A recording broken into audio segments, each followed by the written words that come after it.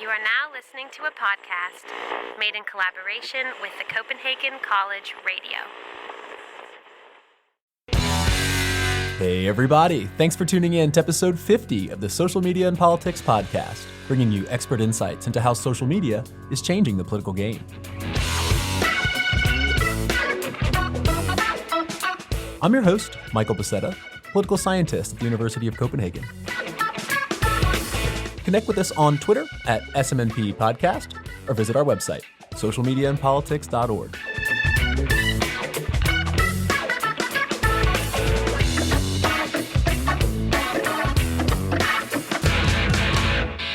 All right, y'all, here we are at episode 50, and I want to give a huge thank you to everyone who's subscribed and tuned into the podcast over the past year and a half. I've had a blast doing it, and I've got a lot of great material coming your way.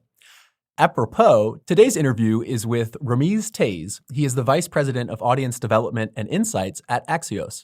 They are a digital media outlet that focuses on business, technology, and politics, but they present content in a way that's very social media friendly. It's very short form, but still very informative.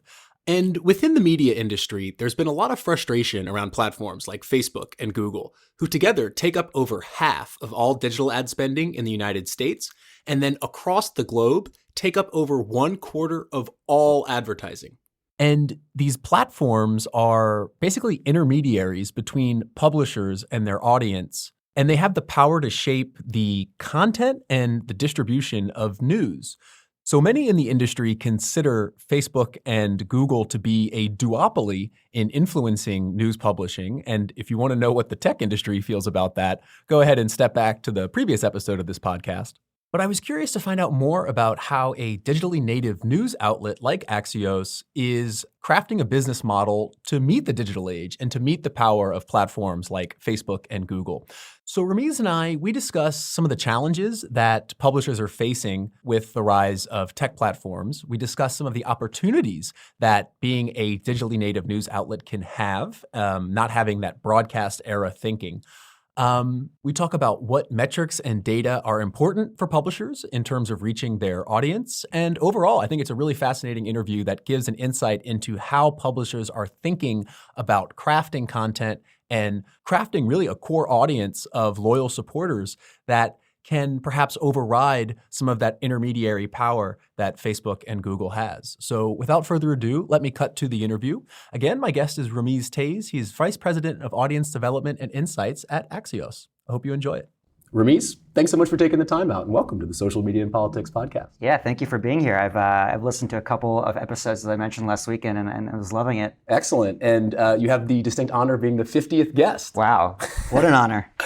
So before we get into the ins and outs of digital news publishing, which is what I want to ask you about, why don't we start out and set the stage and talk a little bit about Axios? Can you give us a brief overview of the company? What are its missions and the main sectors that it covers? Yeah, so Axios is a new media company. We're about a year and a half old. And our mission is really to make people smarter, faster on the topics that we think matter. And those topics are really the collision of technology, business, and politics. Mm-hmm. Applied to a variety of sectors. And so we do cover traditional verticals like politics or like healthcare. But what we found really differentiates us is looking at all of those verticals through that collision of those three subjects, because you can't separate them in today's day and age. Yeah, so instead of looking at just news or just politics or just tech, it's sort of looking at the intersection between them. Absolutely. Interesting. So what I wanted to ask you about is, so we're here in the Axios offices, which are amazing. Brand new on the 13th floor. Very Scandinavian feel to it. You can see the Washington Monument. Yeah, it's super cool and gives me kind of a feeling of almost like a tech company as a news publisher, which I think is fitting because Axios is a digitally native news outlet. And what I wanted to ask you about is, that's different from some of these broadcast era networks like CNN, Fox, MSNBC. And I suppose on the one hand, that creates some challenges, but also some opportunities. So could you discuss those trade-offs in terms of being a startup publisher compared to being a more established network? Yeah, so I'll start with the benefits that maybe legacy media has, the tailwinds. And I think really there are incentives for those big companies to do things with a more long-term oriented hat on. And even when they don't make the right decision, there's a lot more leeway and opportunity for failing up, so to speak. And so a couple of more specific examples. There's a ton of brand leverage. So there's a new platform, it seems, almost every week where the so-called millennials are gravitating towards, whether that's Snapchat or Facebook Watch or the next platform. And what's the first thing you do as a news consumer when you get one of those platforms? You look for CNN or you look for the New York Times. And so even if it's not the right move strategically, those platforms will kind of skew successful towards legacy media.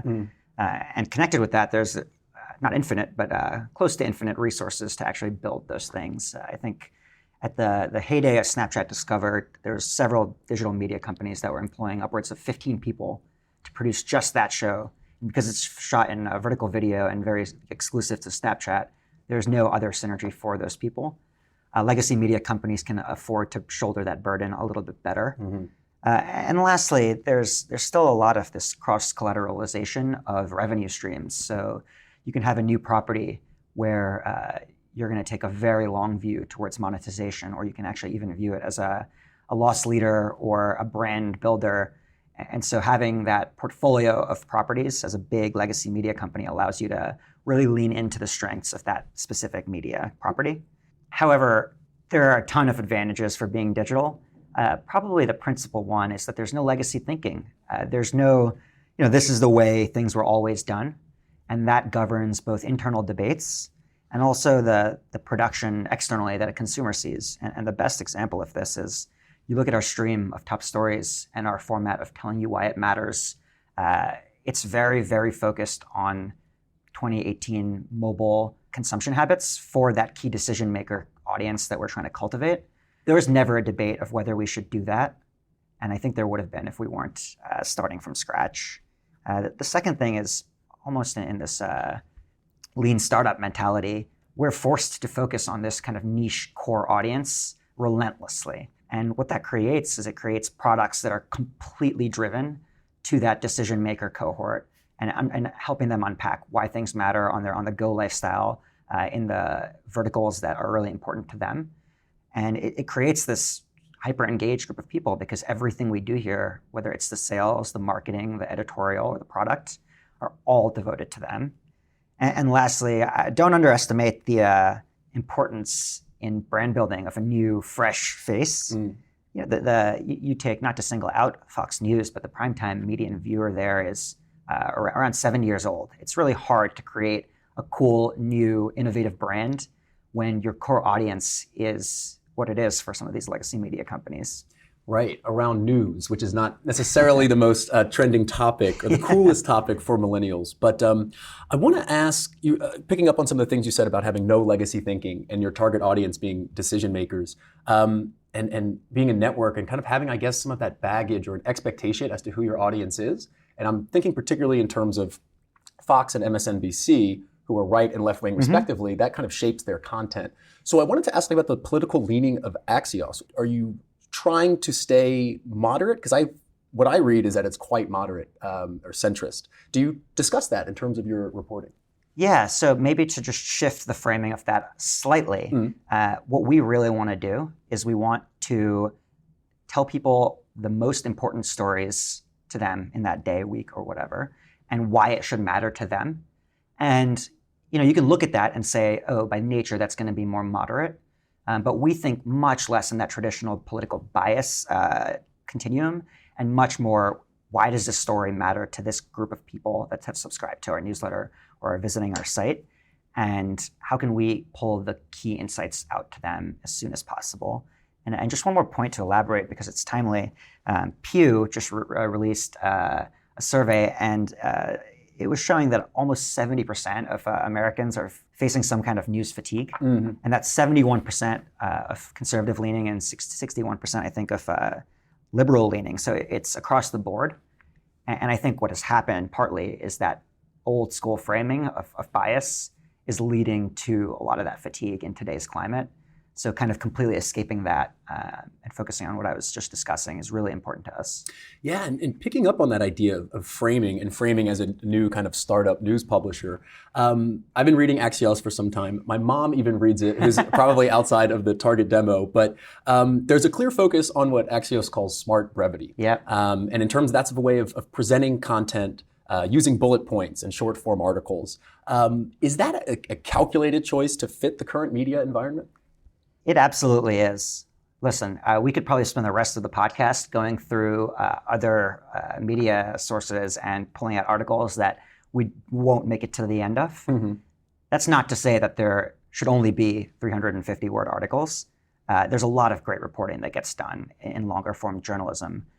But at the core, many of those articles are borrowing from a legacy medium, which is, I think, print. And if you look at a video for a comparison, the type of video that worked on linear and that worked in cinemas is not the type that ported over to the new technologies like YouTube or other mobile video formats. And so what I would ask is, why haven't words, the content, actually ported over to match the interfaces where people consume? So it's not that it shouldn't exist, long form or longer articles shouldn't exist at all, but it's that there's this hole that has been created in the content side by this technological innovation, and we're really aiming to fill that. And just a little anecdote, Jim, Roy, and Mike, when they were founding this in between Politico and Axios, went to every advertiser, marketer, C-suite that they could possibly bring up out of their very extensive Rolodexes. And this idea that I don't have time and I can't curate everything myself came up almost unanimously. And so it's very targeted to that audience that they're trying to cultivate. Yeah, and there's only so much you can scroll with your thumb. These phones keep getting bigger as well. So you talked a little bit about fatigue. What are some of the other kind of structural trends that you see in terms of how users are consuming news, given the rise of platforms and mobile and tech and all the things we've been talking about? Yeah, I think one of our industry's cardinal sins is equating this idea of active consumption with passive consumption. And you can see that with the number of our peers boasting about hundreds of millions and billions, and it's almost like metrics don't mean anything anymore. And you can set aside the fact that some of these metrics are a 3-second view that autoplays. I won't name names.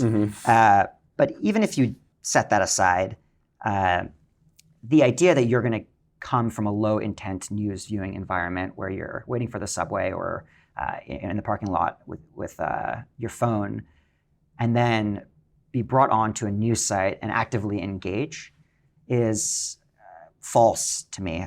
I think the type of user we want to really get to is those users that have high intent and want to be active news consumers.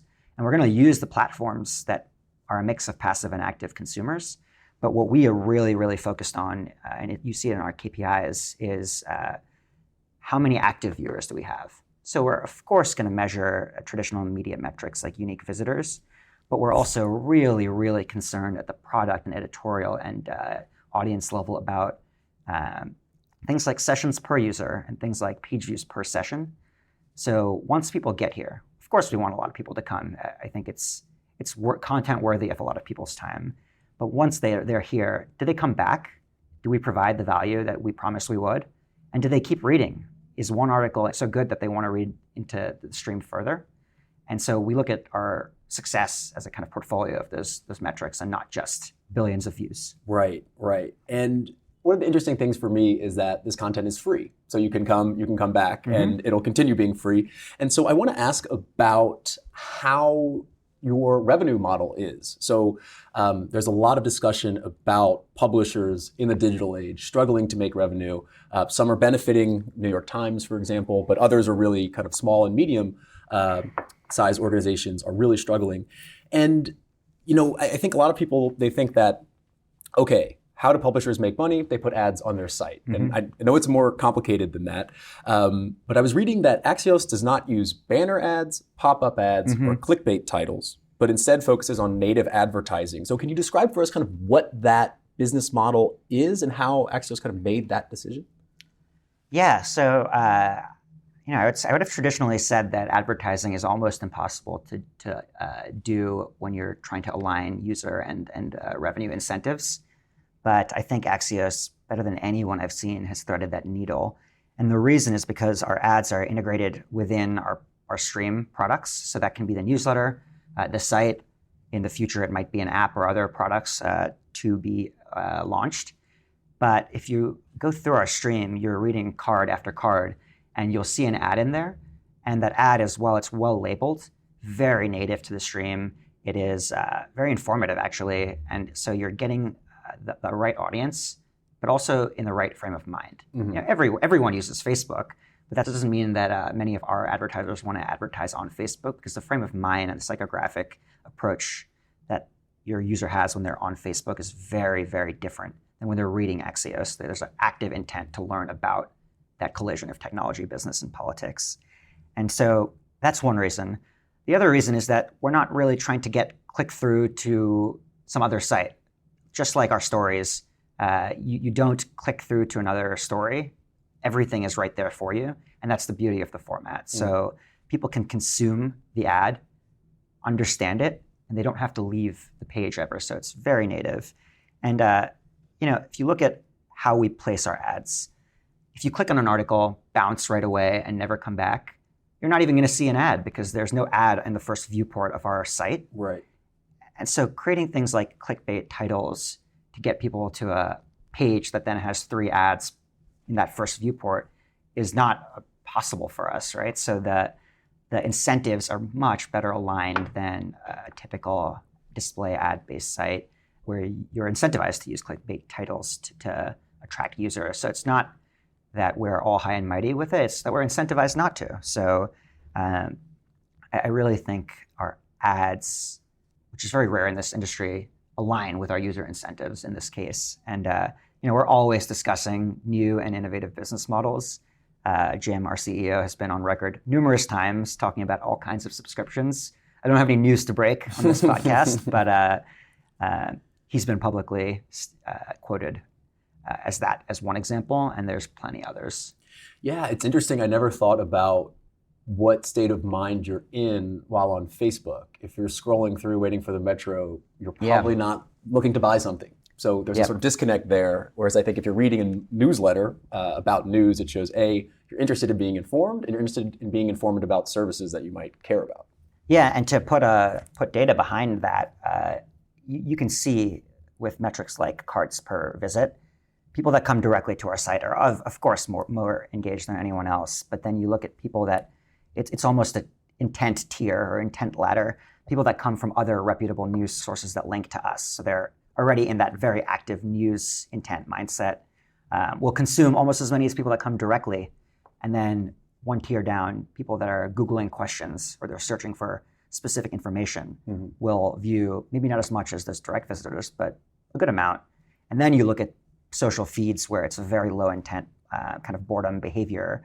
And that's the lowest value user to us. And so I think that gets back to the fact that many of our peers in this industry at large has been equating that lowest rung of the ladder with the highest rung of the ladder, 1-to-1. And I just don't think that's right. Yeah, which leads very well into my next question, which is about the organizational structure of Axios, where I suppose it's anchored in the website. And as you said, those are the most engaged who come to visit the homepage. But I mean, it's clear that the content is designed to be social media friendly.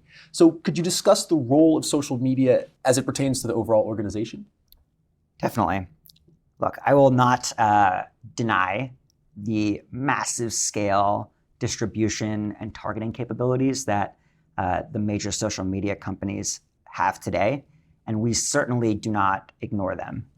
We kind of view them as this incredibly large top end of the marketing funnel. So both from an organic and a paid perspective, can we go out there, find audiences that want our content, bring them to the site, and then ensure that they're creating a habit? And so the newsletter is the perfect product to create a habit. If you think about appointment-based viewing, 6 o'clock news, et cetera, we have a product that comes out, Axios AM, for example, at around 6 a.m. or whenever Mike wakes up in the morning. delivering the same value proposition each day in your inbox in bold. And so if you can get the right people off of these marketing funnels to that habit building product, you're creating a network effect within your little community. And those tools are really, really positive for that. But we are definitely not sitting here with the strategy of, boy, I hope these social media companies find a revenue model that works for news and we'll beta test all of their platforms until they do. I just think we've seen how that works, and we're not willing to take a flyer again on that specific experiment. It gets into a little bit of I don't know if you read Ben Thompson's Stratechery, but he talked a lot about, he used Microsoft and Facebook or Google as two examples to contrast.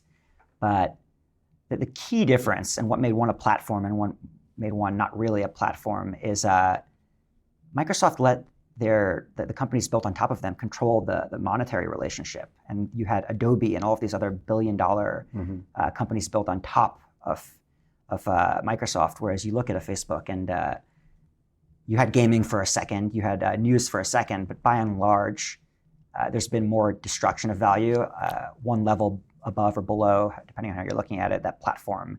And I think a big part of it is Facebook's control of the revenue relationship.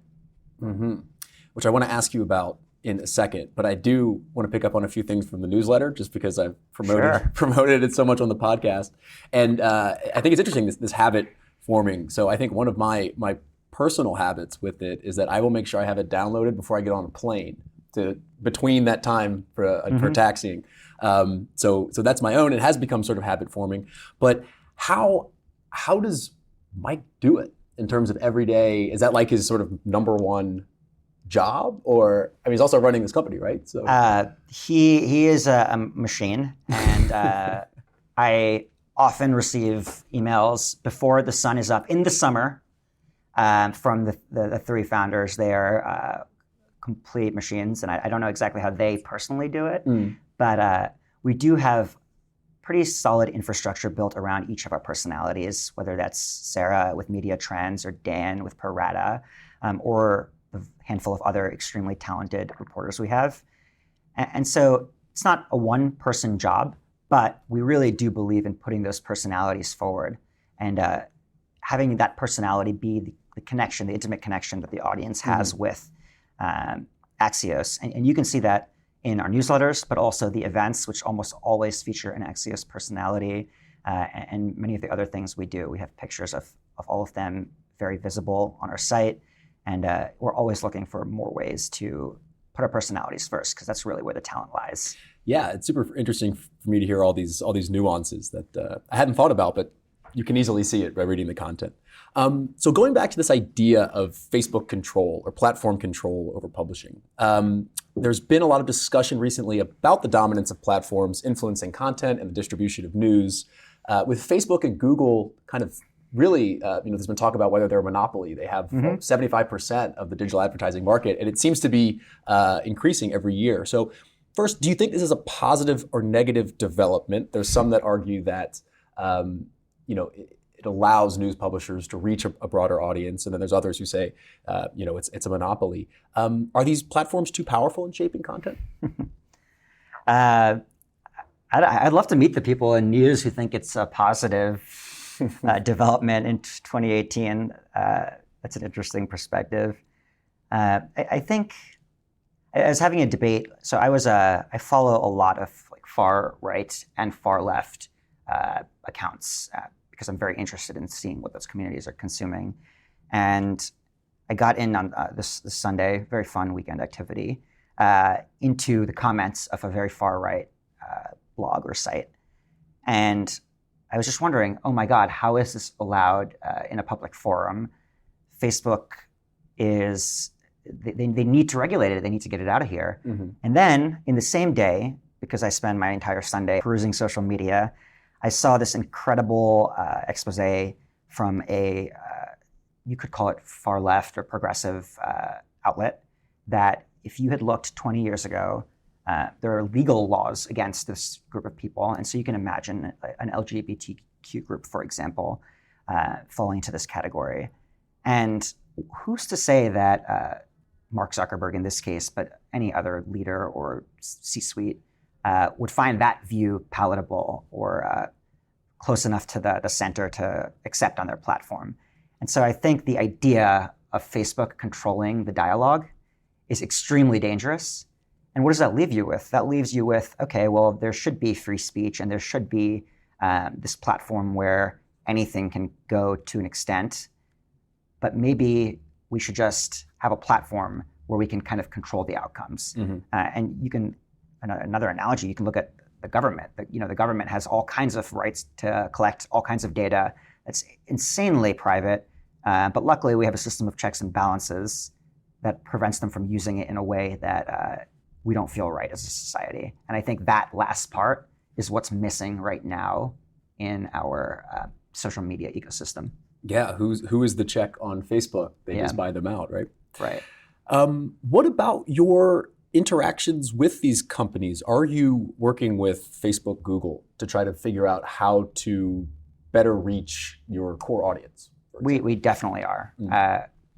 There are a ton of extremely talented and well-intentioned people there who have actually done massive positive things for the news, information, and media ecosystem. And that shouldn't be lost. We're in contact with all of them. And we're trying to find ways in which we can play with those platforms, whether that's Google Newsstand or things like AMP or a variety of other tools that they've produced in the last couple of years. And really what we would like to see is two things.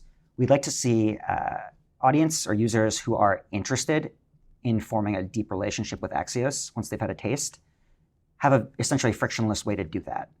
And two, we'd really love to see environments in which publisher brands aren't completely commoditized to an article by article level, because I think that then leads you down this dangerous slippery slope of, well, if this article is next to that article from a different publisher and we don't control the monetary relationship, then what's the difference between A and B? And you're then fighting a commoditized battle, which would be okay if there was a revenue model to support both of those A and B in the long term. But because there isn't, there's this serious moral hazard that neither A nor B will exist. And by the time they don't exist, it'll be too late to fix it. Yeah, I mean, and that could be solved, I guess, with some sort of subscription service. Is that what you mean, where there's a kind of pressure to kind of go by article basis? It could be fixed by subscription businesses, and from the New York Times at the large end or the information at the more niche end, there have been people that are, I think, proving that it can work. The math on subscriptions, when you just boil it down to pure profit and loss, is harder to support a kind of big media infrastructure than I think the current fad of subscriptions has made it seem today. So like I said, we're not kind of just going to jump into a consumer subscription head first at the moment. But I think that is one of several ways in which you can develop brand equity. And to follow up on this idea of working with platforms, are you doing any sort of advertising on the platforms in order to recruit new subscribers to the newsletter? Yeah, we totally are. And I almost view our content, our stories that we put on those platforms, they serve two purposes. They inform, they're extremely informative, and they're also content marketing. They show people what we are and why we should exist, and they allow people to form and develop a relationship with us. But in addition to that, we do paid marketing to show off specific marquee projects and things we believe people should see.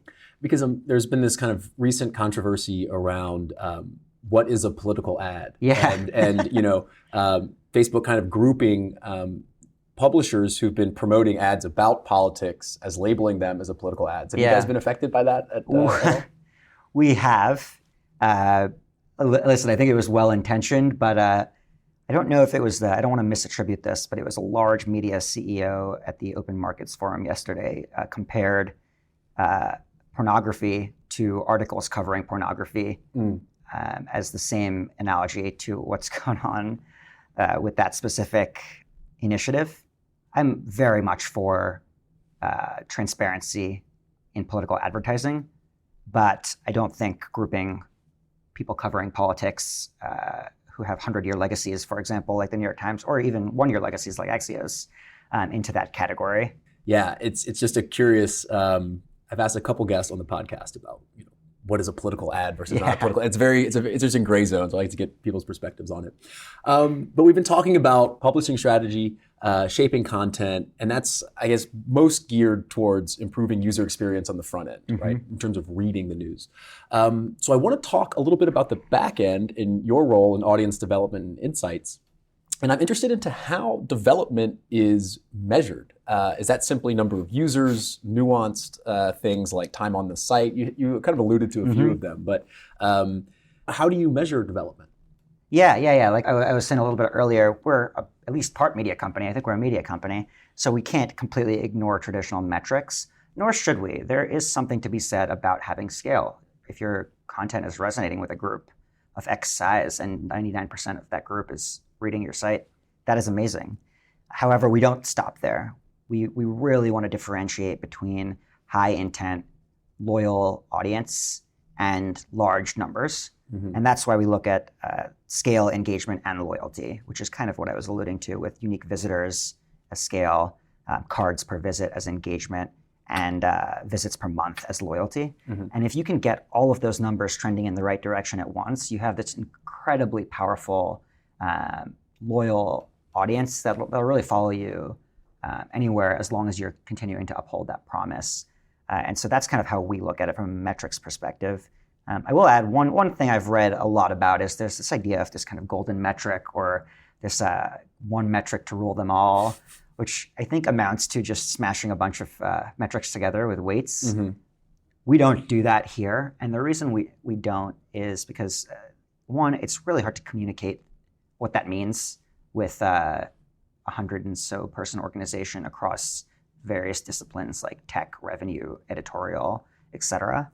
And two, it really masks what's going well and what's not. I really want to know, is our unique visitor count going up, but our cards per visit going down? And then dig into, well, what are the reasons for that? And how can we solve that without having some other externality that happens that we haven't seen? And so having a small handful of metrics, or I've even heard metrics come in couples, having a couple of metrics that might move in alternate directions and looking at them at the same time is a really powerful way to do metrics. Yeah, I can imagine this sort of one metric would be almost, I guess, like a formula or an algorithm. Yeah, and it's hard to disentangle what part of it is going up or down, or what's causing that kind of root issue or success on the other side. Whereas I guess if you break it down, it's also just more interpretable. I think it's easier to see where it simplifies things, right? Yeah, definitely. Even though I know it's not, I know it's not simple. So I was looking at LinkedIn and I saw that your previous history is a financial analyst. Yeah, that's where you're coming from. So I mean, do those skills translate well when looking at audience insights? Yes, I spent 4 or 5 years in investment banking and private equity, and my previous employers will hate to hear that from day one of my internship, I knew I was leaving before 5 years. I had this whole plan, and I didn't know exactly where it would go, but it kind of worked out well. Most young analysts, including myself, spend most of those years just complaining about the hard work. But having some retrospect now, I think I would definitely recommend it to anyone. You learn the kind of hard skills, like how to think about a business from a corporate finance perspective, which is kind of this menu into any part of the business. You learn the soft skills, how to deal with pretty difficult people under high stress with very few hours of sleep. And so that combination, if you can apply that to virtually any discipline and that kind of curiosity of looking at things from a corporate finance perspective, it'll take you pretty far. So while I spent most of the time while I was doing it somewhat miserable, I definitely recommend that misery on future college graduates. But I would implore everyone to, once you've done that program, really get your kind of intellectual curiosity hat on and figure out, what am I good at? What am I interested in? And apply those skills somewhere else, because it's very, very easy with the money and the lifestyle and et cetera to kind of get stuck on that path that's so well defined. And so if you're looking at analyzing private equities, I mean, I'm just imagining, charts going up and down. I mean, is that kind of a similar logic that you're applying to these different metrics, scale, engagement, loyalty? Are you monitoring those in a sort of similar way? Definitely. There's still a lot of spreadsheets in my life, although I think I've gotten slightly more sophisticated by using things like SQL and other business intelligence tools, and relying on smarter data analysts than myself to use the new age tools like Python and machine learning. But the framework, the mental framework, is very similar. One thing that's different is I amaze myself with how little I knew about the actual core businesses that I was analyzing and recommending when I was in private equity versus kind of being an operator now. So that's a key area of learning, I think, that I've really undergone over the last several years. Interesting. And keeping in this idea of metrics and audiences, I'm just curious about the rollout of GDPR, whether that's had any sort of effect, because I'm based in Denmark, but I'm reading Axios. I mean, are you treating my data any differently, or has that kind of affected your job or the company as a whole? Yeah, so we kind of lucked out on that. We have a pretty small audience cohort in GDPR affected countries, single digit percentages. And because we don't do any of the programmatic or kind of ad tech targeting that I think was most caught up in this, we haven't had a huge issue. There's all kinds of things we kind of consider in terms of showing users different things when they are from those countries, but by and large, no real business impact. And our CTO, Matt, is pretty incredible at being on top of the ball on this. So even if there was, he solved it long before I heard about it. And I don't know, do you want to go into that law a little bit, or? Yeah, why not? Because, I mean, did you have sort of meetings preparing? I mean, there were so many emails flying around everyone's box, right? I don't remember actually getting one from... Axios was not one of the dozen, or maybe more than a dozen, hey, we're changing our terms and conditions emails that you got, which I liked. Is it simply because the audience is not so much in Europe, because it's focused, I guess, mostly on American politics? Yeah. I mean, it's that, and the fact that our business doesn't really require that level of collection of data. Whereas, if we had an ad network where we were targeting very, very specific cohorts with first, second, and third party data, which isn't really our pitch, we might have a bigger issue.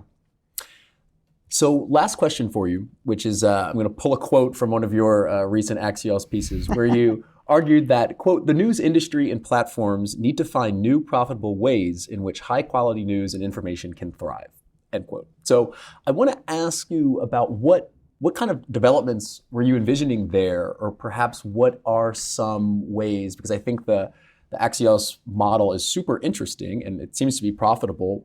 What kind of steps are you looking for in the future? Sure. It's an interesting question given what we've talked about today.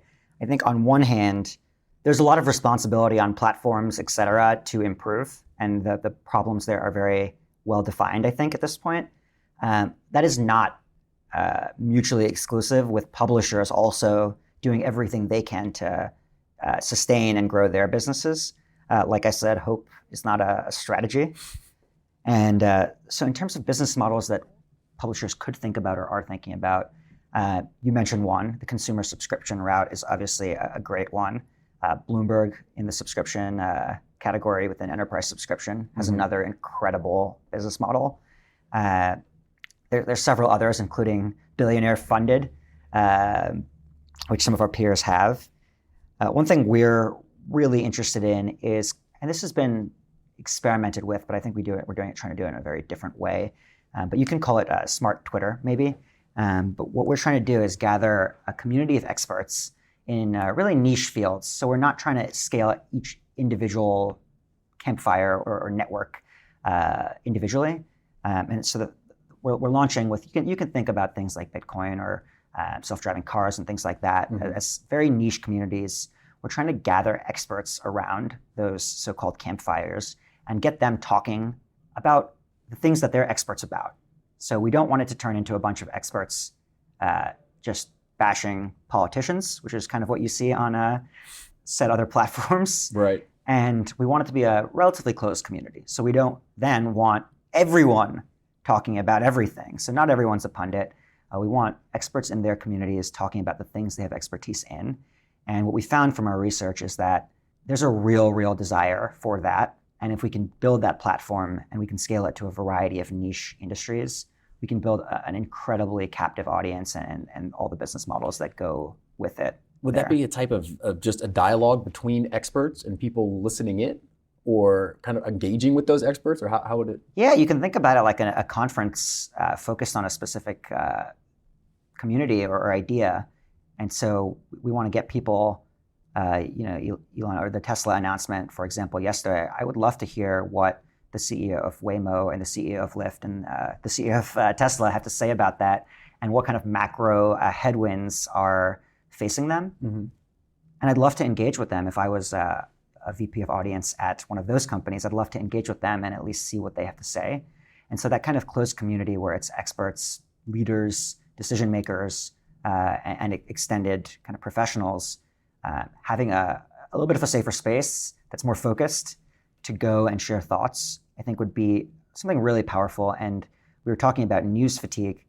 The Pew study didn't separate it by kind of decision maker or level at companies, but I would imagine that the people highest up at those companies have the highest level of that fatigue, given just how much they have to consume to just be functional in their jobs. So I think there's a huge audience, huge revenue, and huge kind of product opportunity in that space. And a lot of political junkies like myself who are very much enjoying what you're doing, and I've found it super interesting to kind of pick your brains a bit about how it all works. So Rameez, thanks again for taking the time out. It's been great. Thank you, Michael, and I hope that everyone that listens to this goes to Axios.com and subscribes to all of our handful of newsletters, as well as continues to listen to your podcast. If they've been listening, they've been hit with plenty of advertisements. But yes, do go and subscribe. Cool. Thank you. Awesome. Thank you. I've just been speaking with Rameez Tase, Vice President of Audience Development and Insights at Axios. And that's a wrap for this episode of the Social Media and Politics podcast. Thank you so much for tuning in, and I hope you enjoyed the show. Next time, I'm going to be speaking with Matt Compton. He is Director of Advocacy and Engagement at Blue State Digital, and we talk about what it's like to work for digital communication inside of the White House and some of these high-profile Democratic campaigns while looking ahead a bit to the 2018 congressional election. So subscribe to get that directly into your feed, and in the meantime, you can connect with us on Twitter at SMNP Podcast. Check out the Facebook page, Social Media and Politics Podcast. I'm your host, Michael Becerra, signing off from Chapel Hill. See you next time.